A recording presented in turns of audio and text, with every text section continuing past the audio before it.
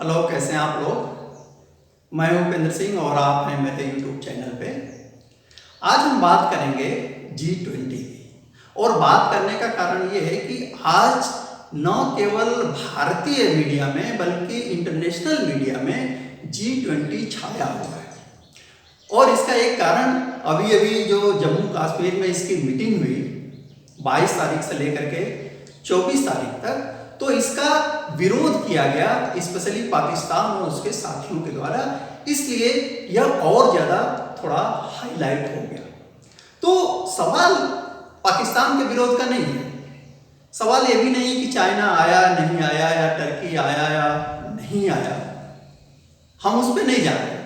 हम academic point of view से देखने की कोशिश कर रहे हैं कि आखिर G20 है क्या, इसकी इंपॉर्टेंस क्या है, इसकी स्थापना कब हुई, इसको स्थापित करने का पर्पज क्या था और यह किस तरीके से काम करता है और इसके सदस्य देश कौन कौन से हैं। तो आइए सबसे पहले हम ये समझते हैं कि यह जो G20 है वह क्या है। तो इसी से साफ जाहिर होता है कि इसके जो सदस्य हैं वे उनकी संख्या कितनी है, 20 है। और इन 20 में 19 जो हैं कंट्रीज हैं और एक है यूरोपियन यूनियन। इनको मिला करके G20 बनता है। और यह इन देशों का एक प्रकार से इनफॉर्मल एक ऑर्गेनाइजेशन है, अनौपचारिक संगठन है, और जिसमें इंटर गवर्नमेंटल लेवल पे बात होती है। और इस बात का जो मुद्दा होता है, मेन जो कोर सब्जेक्ट है इसका, वह है ग्लोबल इकोनॉमी। ग्लोबल इकोनॉमी यानी वैश्विक अर्थव्यवस्था।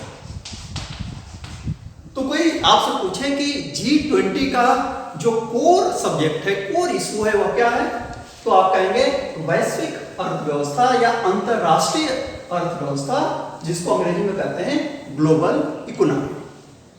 दूसरी चीज कि यदि हम देख रहे हैं कि ग्लोबल मीडिया में पूरे विश्व में इसकी चर्चा हो रही है, तो कुछ कारण होना चाहिए ना। बायकॉट वाली बात छोड़ दीजिए, पाकिस्तान को छोड़ दीजिए, भारत की फॉरेन पॉलिसी पाकिस्तान सेंट्रिक है ही नहीं। हम इंटरनेशनल एक्टर के रूप में काम करते हैं, पाकिस्तान को सोच करके हमारी पॉलिसी नहीं बनती।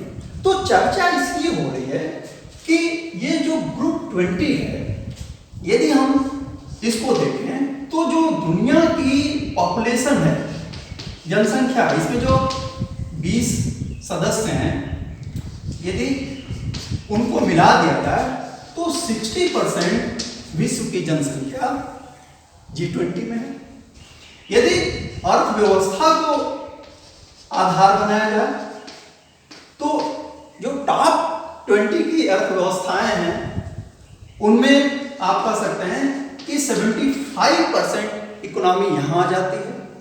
और यदि विश्व की जीडीपी, सकल घरेलू उत्पाद जीडीपी की बात करें तो करीब 80% इसके दायरे में आता है। और यही कारण है कि G20 का बहुत ज्यादा अहमियत हो गई है। क्यों? क्योंकि एक औद्योगिक समाज में, एक इंडस्ट्रियलाइज्ड सोसाइटी में, जहां उत्पादन बहुत तेजी से बढ़ रहा है, तो जहां उत्पादन है वहां क्या चाहिए, बाजार चाहिए। क्योंकि बाजार नहीं होगी तो खपत नहीं होगा, खपत नहीं होगा तो इस प्रोडक्शन का कोई मतलब नहीं है। और आप जानते हैं इसमें भारत बहुत महत्वपूर्ण इसलिए हो जाता है क्योंकि पॉपुलेशन के पॉइंट ऑफ व्यू से हम अभी अभी चाइना को पछाड़ करके नंबर 1 बने हैं। तो ये इसकी इंपॉर्टेंस है, जिसमें क्या है 19 देश और यूरोपियन यूनियन, आप जानते हैं वह यूरोप के देशों का एक समूह है। दूसरी बात यहां ये आती है कि आखिर इसकी स्थापना कब हुई। अब हम इसके फॉर्मेशन की बात करते हैं, स्थापना की बात करते हैं। तो एक डेट आप याद कर लें, 26 सितंबर 1999। 26 सितंबर 1999 को G20 को गठित किया। कोई चीज जब गठित होती है ना, एक्चुअली आप इस तरीके से कोई भी चीज मत पढ़िए, आप फैक्चुअल एकदम से मत पढ़िए, उसके साथ आप स्टोरी क्रिएट कीजिए, आगे पीछे जाइए। जब आप स्थापना की सोच रहे हैं तो आपको कारण सोचना चाहिए कि किन कारणों से इसकी स्थापना हुई, क्योंकि बिना कोई काम, जैसे अरस्तु कहता ना, दुनिया में कोई काम बिना किसी उद्देश्य के नहीं होता। मैं पढ़ा रहा हूँ तो मेरा एक उद्देश्य है, आप पढ़ रहे हैं तो आपका एक उद्देश्य है। आप सिविल सर्विसेज करना चाहते होंगे, आरएस बनना चाहते होंगे, आईएएस बनना चाहते होंगे, बिना काम का, बिना उद्देश्य का कोई काम नहीं होता। तो इसकी बैकग्राउंड क्या थी? बैकग्राउंड के लिए थोड़ा सा आपको पीछे जाना होगा। एक्चुअली हुआ क्या कि सेकेंड वर्ल्ड वॉर, द्वितीय विश्व युद्ध, आप जानते हैं कि बहुत बड़ा इसमें जन और धन की हानि हुई। तो न तो लोग मरे बल्कि इकोनॉमी भी काफी डैमेज है। और उसी समय यह अनुभव किया गया, जो खर्चे इस पे आए, जो संबंधित देश थे उन्हीं का नुकसान नहीं हुआ, जो इसमें पार्टिसिपेंट नहीं थे उनका भी नुकसान हुआ, क्योंकि ये ग्लोबल वर्ल्ड है, उसका फर्क पड़ता है, असर पड़ता है, आप सेपरेट नहीं रह सकते। तो जब विश्व युद्ध पूरी तरीके से समाप्त भी नहीं हुआ था, तो जो एलाइड फोर्सेस थी उन्होंने जैसे एक विश्व बैंक स्थापित करने की बात की, दूसरा IMF यानी अंतर्राष्ट्रीय मुद्रा कोष की बात हुई। बाद में आप जानते हैं कि ग्रुप 7 की बात हुई, जो बाद में ग्रुप 8 बना, लेकिन 2014 में रसिया को निकाल दिया गया तो ग्रुप 7 हो गया। WTO बना 95। तो ये गतिविधियां चल रही थी, और इसका मेन पर्पज क्या था? मेन पर्पज ये था कि जो वैश्विक अर्थव्यवस्था है, और इस वैश्विक अर्थव्यवस्था में जहां सारे देश एक दूसरे से जुड़े हुए हैं, तो विकसित देशों और विकासशील देशों के बीच जो खाई बन रही है उसको कम किया जाए, और विकास का एक ऐसा मॉडल रखा जाए, इकोनॉमिक्स को, अर्थव्यवस्थाओं को इस तरीके से जोड़ा जाए और उसमें सामंजस्य स्थापित किया जाए कि जो आर्थिक विकास हो उसका लाभ प्रत्येक व्यक्ति और प्रत्येक देश को मिले। और इसी पर्पज से 1999 में क्या हुआ? G20 की स्थापना हुई। इसका मतलब ये कि इसका यदि हम उद्देश्य देखें, जैसा पहले कहा जा चुका है कि ग्लोबल इकोनॉमी के संदर्भ में यह विचार विमर्श करता है, और इसमें देखता है कि जो फाइनेंशियल स्टेबिलिटी बने रहे, यानी वित्तीय स्थिरता। वित्तीय स्थिरता नहीं होगी तो क्या होगा? देश, आप देख रहे हैं ना, अभी कुछ दिन पहले श्रीलंका में क्या हुआ था, और अभी देख लीजिए पाकिस्तान में क्या हो रहा है। वो तो कंगाली के कगार पे खड़ा है, लेकिन उसकी तो अपनी अकड़ है, भारत से तो उसको कुछ लेना देना है नहीं। तो वित्तीय स्थिरता बनी रहनी चाहिए। दूसरी बात ये कि ये इस बात पर भी विकास बल देता है कि सतत विकास क्या हो? सतत हो, सस्टेनेबल डेवलपमेंट जिसको बोलते हैं। यानी विकास तो हो, लेकिन यह जो पर्यावरण है, यह जो इकोसिस्टम है, उसको हानि नहीं पहुंचे। इसको ऐसे समझे कि यदि आप सारे पेड़ों को काट करके वहां बिल्डिंग बना देंगे तो ये सस्टेनेबल डेवलपमेंट नहीं है। तीसरी बात यह है जो इसी में आए कि ये जो जलवायु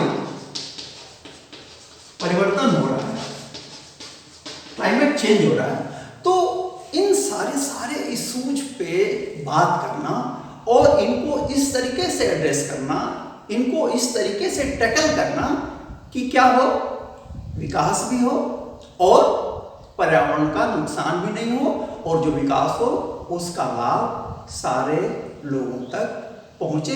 तो इस उद्देश्य को ध्यान में रखते हुए क्या हुआ, G20 की स्थापना की गई। तो अब हम बात करेंगे इसके कार्यशैली की। तो दो चीज आपको याद रखना होगा कि इसके दो ट्रैक हैं, एक को कहते हैं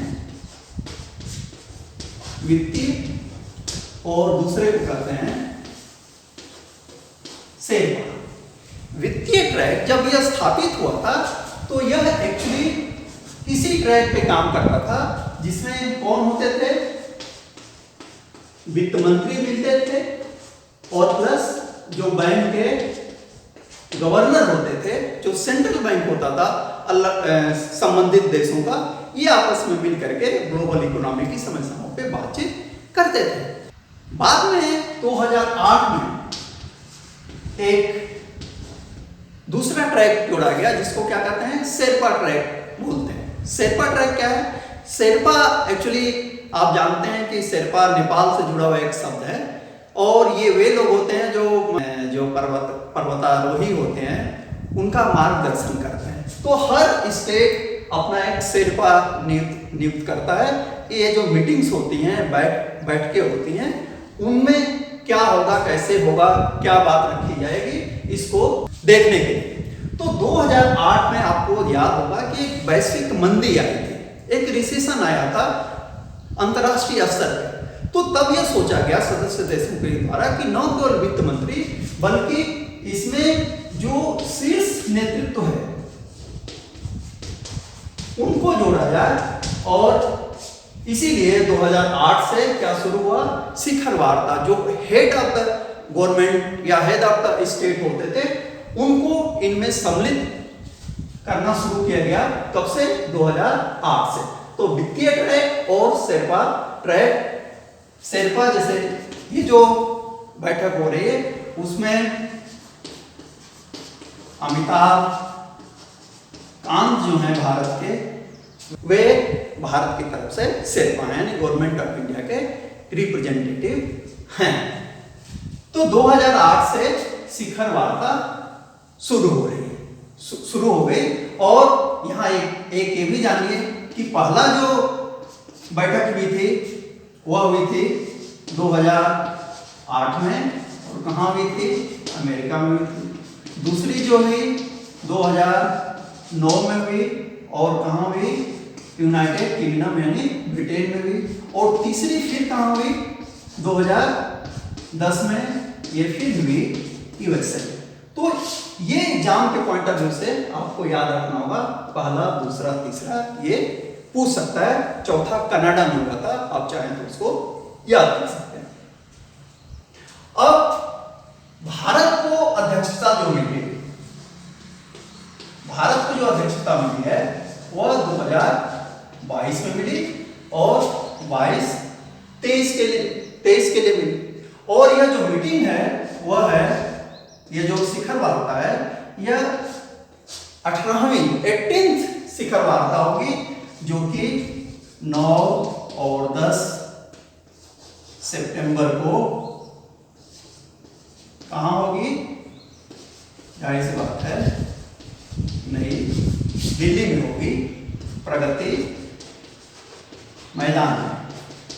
अब यह 18वां है, तो भारत को सदस्य ये अध्यक्षता जब मिली तो उसके पहले कौन था, यानी इसके जस्ट पहले 17वां जो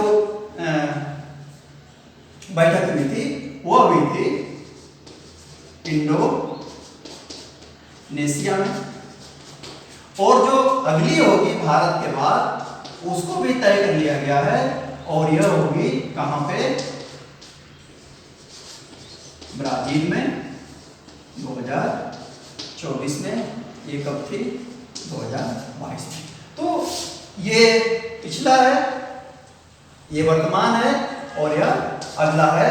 ये सवाल पूछा जा सकता है कि अगली बैठक G20 की शिखर वार्ता कहाँ होगी? तो आपका आंसर क्या होगा? वह होगी ब्राजील में। अब भारत को जो यह अध्यक्षता मिली है, तो हर देश कोई मीटिंग करता है ना, तो अपना एक लोगो लेकर के चलता है। आपने देखा होगा भारत में भी एक लोगो डिजाइन हुआ है जिसमें जो ऐसे है, और ये जीरो को धरती का रूप दे करके, और नीचे जो है कमल का फूल लगाया गया, ये इसका लोगो है। लेकिन उससे भी महत्वपूर्ण चीज है कि इसकी थीम, ये जो शिखर वार्ताएं हो रही हैं या जो बैठकें हो रही हैं, उसकी जो थीम है, यानी जो संदेश देने की कोशिश की जा रही है, वह क्या है? वह है वसुधैव कुटुंबकम। वसुधैव कुटुंबकम यानी इस धरती पे, वसुधा एव कुटुंबकम, इस धरती पे रहने वाला प्रत्येक प्राणी क्या है? एक परिवार है। ये थीम लेकर के हम चल रहे हैं। इसका मतलब जिसको कहा गया है वन अर्थ, एक धरती, वन फैमिली और वन फ्यूचर, यानी एक धरती, एक परिवार और एक भविष्य। धरती एक है, धरती पर रहने वाले एक परिवार है, तो जाहिर सी बात है कि सबका भविष्य एक है। इट मीन्स भारत दिखाने की क्या कोशिश कर रहा है कि मिलजुल करके काम कीजिए, इसी में हम सबका भविष्य है। और ये पूछ सकता है कि ये चीज जो वसुधैव कुटुंबकम की बात है वह कहाँ से ली गई है? तो वह लिया गया है महाउपनिषद से। वसुधैव कुटुंबकम, यह जो श्लोक है, यह जो सेंटेंस है, यह महाउपनिषद से लिया गया है। तो ये थीम थी और संक्षेप में हम कुछ बातों को और डिस्कस कर लेते हैं। उदाहरण के लिए कि इसमें कितने मेंबर हैं? तो 19 देश हैं और यूरोपियन यूनियन है। स्थापना कब हुई? स्थापना हुई 26 सितंबर 1999 को। भारत में ये कौन सी बैठक है? 18वीं है। इसको कौन होस्ट कर रहा है? इंडिया 2023 में। इसकी थीम क्या है? वसुधैव कुटुंबकम। और अगला कहाँ होगा?